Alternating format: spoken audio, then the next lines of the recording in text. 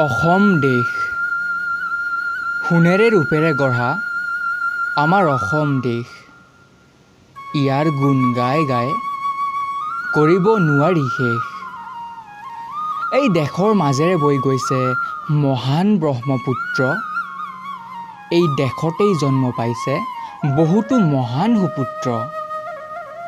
সকলোৰে মন স্বচ্ছ, ইয়াৰ ভাল সকলোৰে স্বভাৱ। জাতি ধৰ্মৰ নাই ইয়াত কোনো ভেদভাৱ। চুকে কোণে আছে ইয়াৰ গছ বিৰিখ তৰুলতা। অসমবাসীৰ মুখত মাথো মিঠা মিঠা কথা।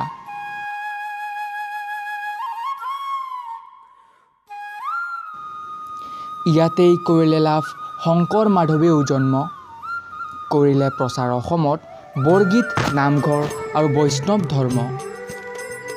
বৰগীত হৈছে শাস্ত্ৰীয় ৰাগ তালযুক্ত। আকাশে বতাশে ইয়াৰ সুৰমুক্ত। দবা শংকৰ ধ্বনিয়ে কৰে ইয়াৰ বায়ুমণ্ডল বিশুদ্ধ। ভগৱান শ্ৰীকৃষ্ণও আহিছিল ইয়াত কৰিবলৈ যুদ্ধ। ইয়াৰেই আছিল মহীয়সী নাৰী কনকলতা ভোগেশ্বৰী।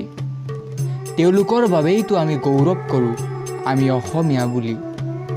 অসমত থকা সকলো লোক মিলি অসমীয়া জাতি, যদিও বা তেওঁলোক ৰাভা, বড়ো, কোচ বা আদিবাসী। জাতি ধৰ্মৰ এয়া সমন্বয় ক্ষেত্ৰ। এই আমাৰ অসম দেশ।